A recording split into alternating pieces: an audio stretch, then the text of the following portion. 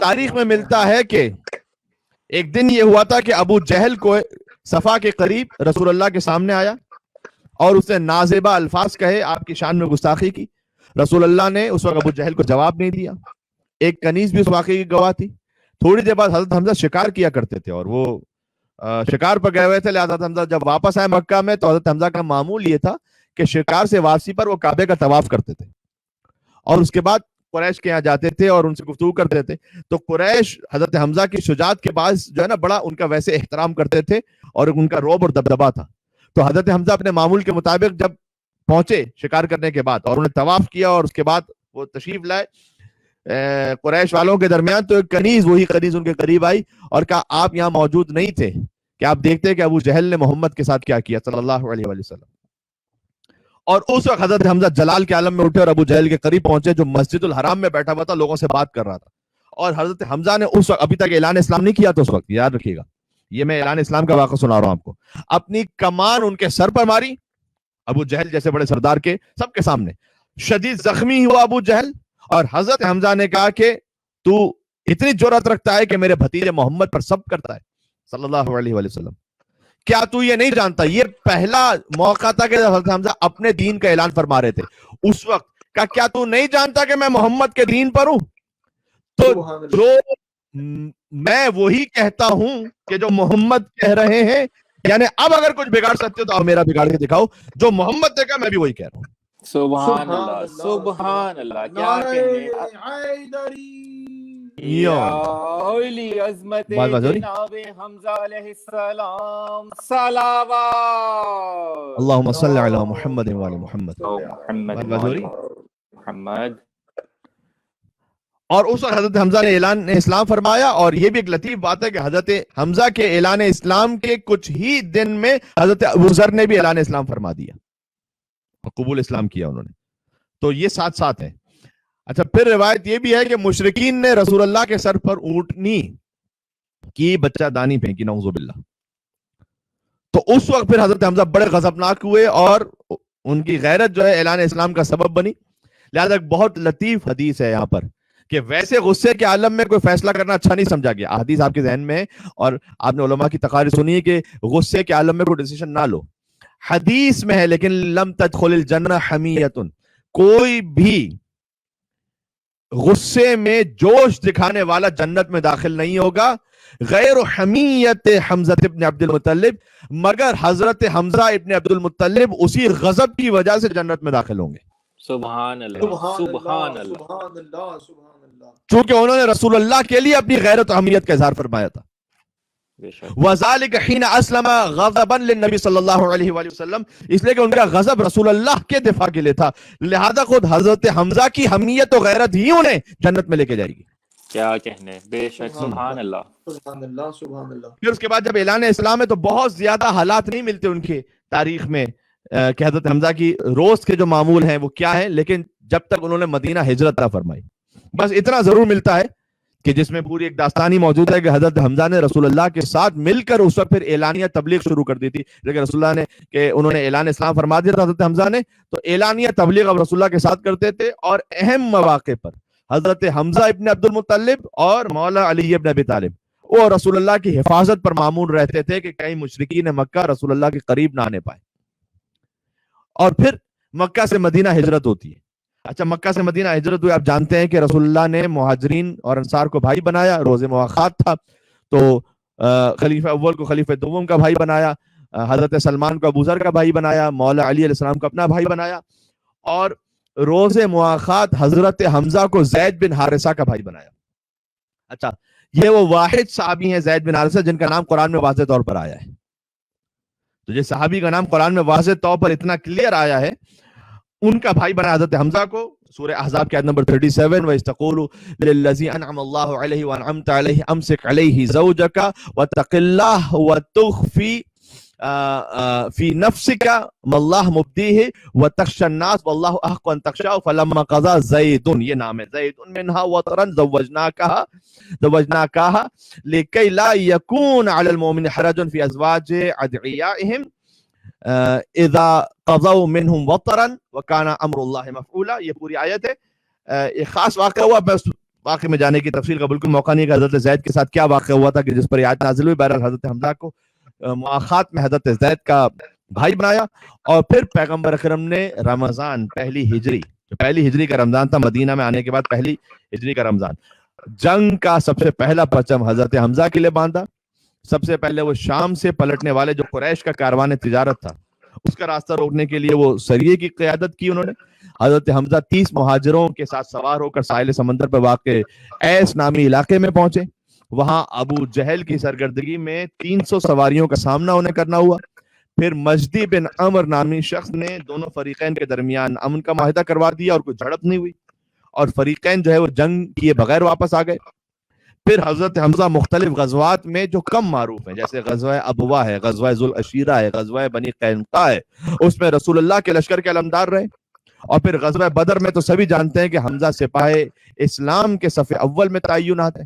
حضرت حمزہ ہیں، علی بن ابی طالب ہیں، عبیدہ بن حارث ہیں، جو 3 وہ افراد کے جو رسول اللہ نے بعد میں بھیجے تھے. پہلے تو کچھ عام لڑنے والوں کو بھیجا انصار میں سے، اس کے بعد مشرکین مکہ نے، قریش والوں نے کہا کہ ہمارا ایک مقام اسٹیٹس ہے، ہم ان سے نہیں لڑیں گے، تم کسی ایسے کو بھیجو کہ جو نسب میں اعلیٰ ہو. اور پھر حضرت حمزہ، علی اور عبیدہ بن حارث، یہ ایک حضور کے چچا یعنی حضرت حمزہ اور 2 حضور کے چچا کے بیٹے ہیں، علی اور عبیدہ. میں جلدی پڑھوں تاریخ تاکہ یہ باتیں کچھ پتہ بھی ہیں مومنین کو آ جائیں تسلسل میں. پھر حضرت حمزہ نے ہندا کے باب عتبہ کو واصل جہنم کیا. اس کا تعلق بنتا ہے ان کی شہادت سے. حضرت حمزہ نے ہندا کے باب عتبہ کو واصل جہنم کیا. ہندا کا باپ، بھائی اور چچا تینوں بدر میں مارے گئے علی اور حمزہ کی تلواروں سے.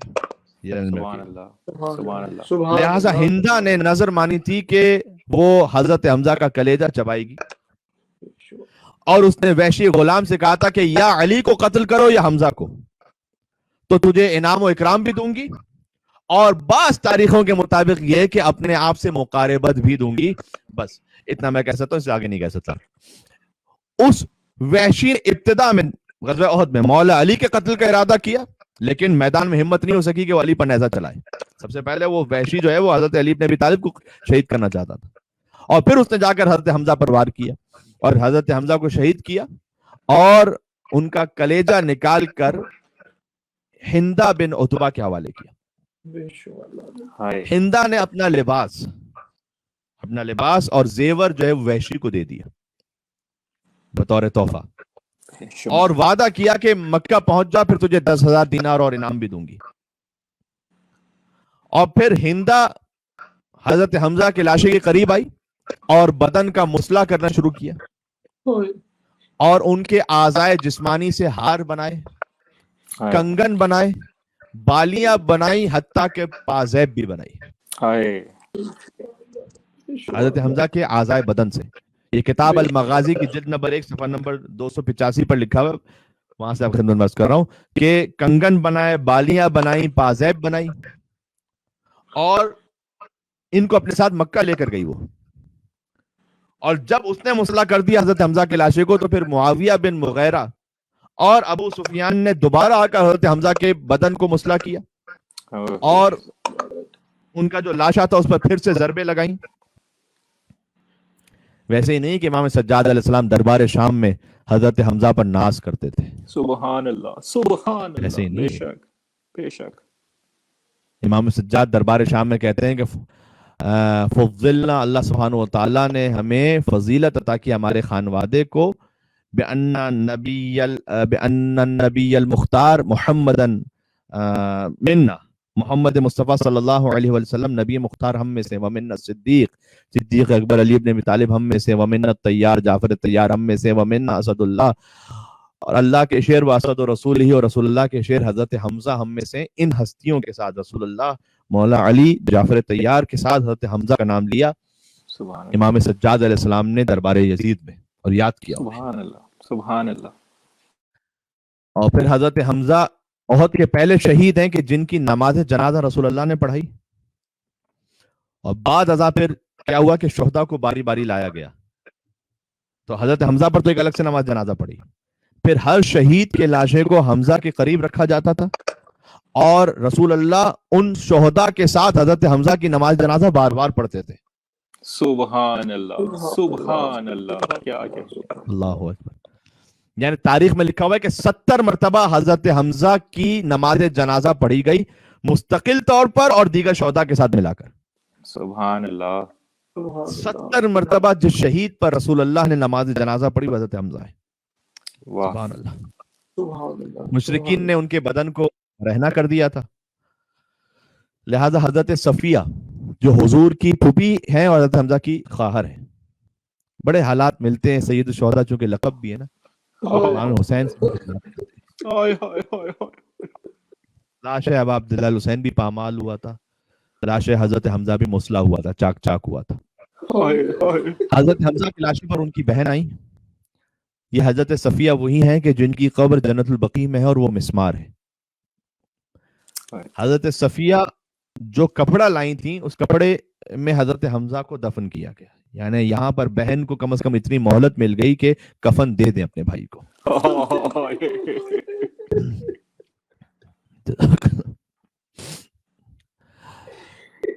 رسول اللہ نے حضرت حمزہ کی جب حالت دیکھی تو بہت گریا کرتے تھے، اور جب انصار کے اہل خانہ کو دیکھا، جب مدینے پلٹے تو انصار کے اہل خانہ کو دیکھا کہ سب اپنے اپنے شہداء کے لیے گریا کر رہے تھے، تو فرمایا کہ کیا حمزہ کو رونے والا نہیں ہے کوئی؟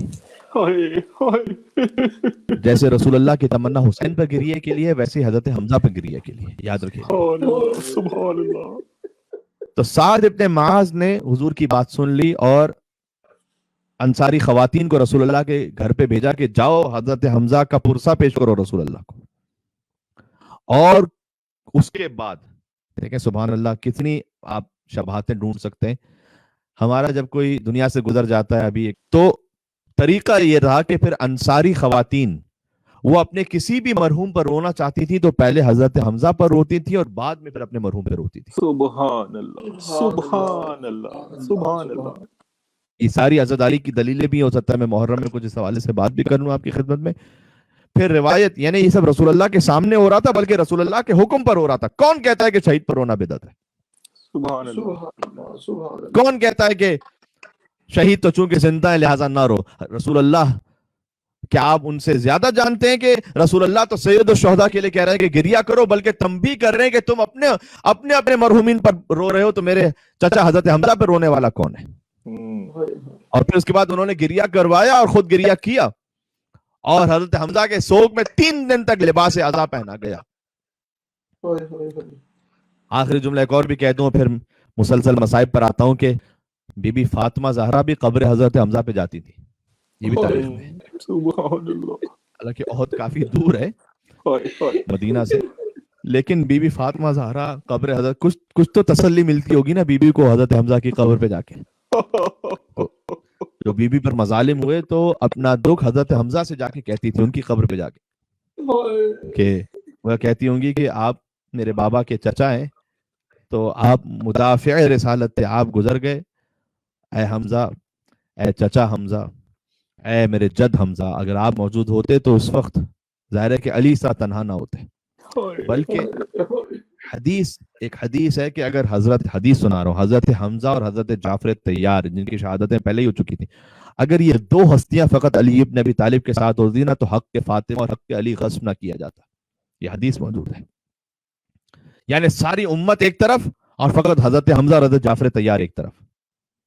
جرأت نہ ہوتی کسی کی کہ وہ حق کے علی ابن ابی طالب غصب کر لے. حضرت حمزہ کی قبر پہ جاتی تھی بی بی فاطمہ، اور آپ نے قبر کے گرد جناب پتھر رکھ کر ایک نشان لگایا تھا وہاں پر، اور حضرت حمزہ کی خاک قبر سے ایک تسبیح بنائی تھی بی بی فاطمہ نے. سبحان اللہ. یہ سید الشہداء کی قبر سے تسبیح بنانا یہ سنت فاطمہ زہرا سلام اللہ علیہ. سبحان اللہ سبحان اللہ. آج ہم حسین کی قبر مطہر سے یا اس کے اطراف میں جو خاک موجود ہے خاک شفا سے تسبیح بناتے ہیں. بی بی فاطمہ سلام اللہ علیہ نے حضرت حمزہ کی قبر سے تسبیح بنائی تھی. بات واضح ہو رہی ہے. بس عزیزوں پہلے ہی آپ گریا کر چکے ہیں، ایک آمادہ ہیں، میں چند جملے عرض کرنا چاہتا ہوں. بہرحال پھر سے آن لائن مجلس کا ایک سلسلہ ہے، دل تھوڑا سا ٹوٹا ہوا ہے اور ایک تھوڑی سی غربت کا احساس پھر سے ہو رہا ہے، لیکن حسین کا جو غم ہے نا بس وہی سہارا رہتا ہے. اور جب غربت میں بیٹھے ہوتے ہیں تو امام حسین کے غم میں مزید گریے کی کیفیت طاری ہو جاتی ہے کہ ہم یہ سوچتے ہیں کہ ہم چند دنوں کے لیے، چند لمحوں کے لیے اپنے گھر میں محصور ہو جاتے ہیں تو ایک عجیب سی بے چینی کا احساس ہوتا ہے. سلام ابا عبداللہ الحسین علیہ السلام پر، جنہوں ان کے گھر پہ رہنے نہیں دیا گیا تھا، مدینہ سے باہر نکل دیا گیا. حسین کو مکہ چھوڑنا پڑ گیا خانہ خدا کی حرمت کی خاطر. اور پھر حسین کے خیموں کو کہاں رکھا گیا؟ خیموں کو جلا دیا گیا.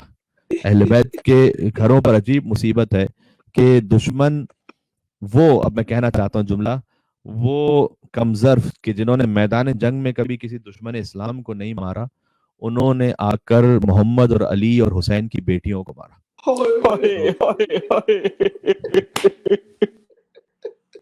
کبھی محمد کی بیٹی فاطمہ زہرا کو مارا، کبھی علی کی بیٹی زینب کبریٰ پر تازیانے مارے، اور کبھی حسین کی دختر سکینہ کو مارے، کو تماچے مارے. بس عزیزوں، حضرت حمزہ سید الشہداء کا لاشا جب مسلح ہو چکا تھا تو آخر جملہ عرض کرتا ہوں کہ ان کی بہن، انہیں خبر ہوئی کہ میرے بھائی کو قتل کر دیا گیا. میں نے علماء سے، خطبہ سے جو جملہ سنا آپ کی خدمت میں عرض کرتا ہوں. تو حضرت صفیہ پہنچی، اور چونکہ احد کافی دور ہے مدینہ سے، تو انہوں نے کہا کہ میں اپنے بھائی کا آخری دیدار کروں گی.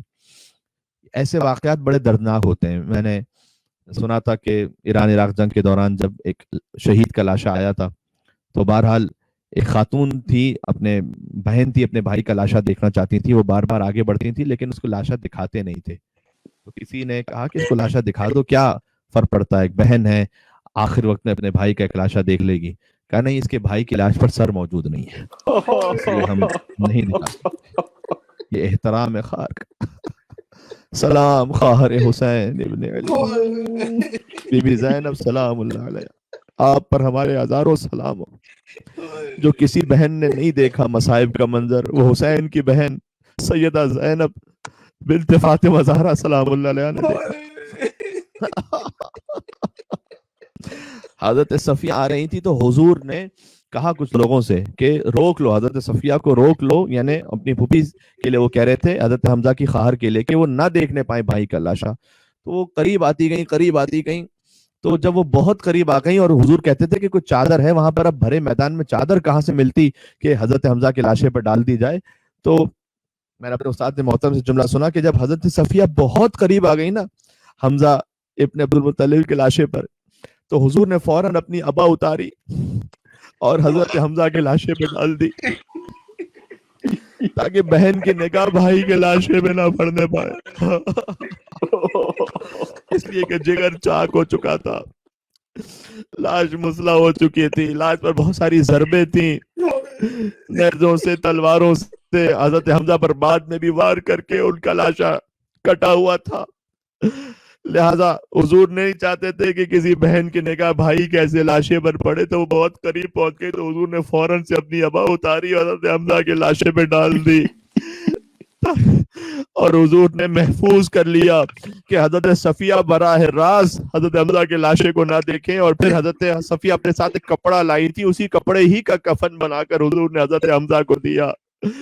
لا یومک یومک یا ابا عبداللہ، اے آقا حسین، جیسے آپ کی مظلومیت کا دن تھا ویسے کسی کا دن نہیں تھا. حضرت حمزہ سید الشہداء ہیں لیکن ان کے لاش کے لیے کفن کا اہتمام بھی ہوا اور بہن نے وہ منظر نہیں دیکھا، اس لیے کہ حضور نے اہتمام فرما دیا. سلام دختر علی ابن ابی طالب، خار حسین دل زینبیہ سے فریاد کرتی رہی، اما فیکم مسلم، کیا تم میں کوئی مسلمان نہیں ہے کہ جو حسین کے لاش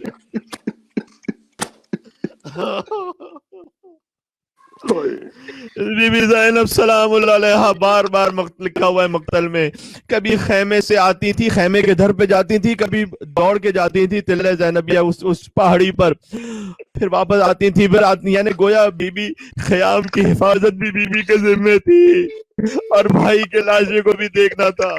لہذا ایک منزل وہ آئی کہ امام حسین نے جب سر حسین کٹ رہا تھا، بی بی دیکھ رہی تھی، امام حسین نے اپنی نگاہوں سے اشارہ کیا کہ بہن ارجعی الی الفستاد، بہن اب آپ خیام میں چلی جائیے، اس لیے کہ اب جو منظر ہوگا وہ آپ سے نہ دیکھا جائے. اس لیے کہ شمر جالس علی صدر، شمر حسین کے سینے پر بیٹھ گیا. ایک بہن کیسے دیکھتی ایک قاتل ہے جو میرے بھائی کے سینے پر ہے، اس نے داڑھی کو پکڑا ہوا ہے اور کن خنجر سے حسین کو ذبح کر رہا تھا. بی بی زینب حکم امام سے خیمے کی طرف پلٹی، لیکن صدائیں گونج رہی تھی الا قد قتل الحسین بکربلا، الا قد ذبح الحسین بکربلا.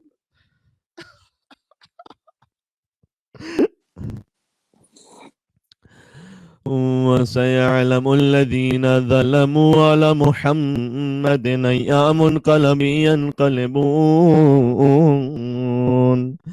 السلام علیک یا ابا عبداللہ سید الشہداء ابا عبداللہ الحسین علیہ السلام.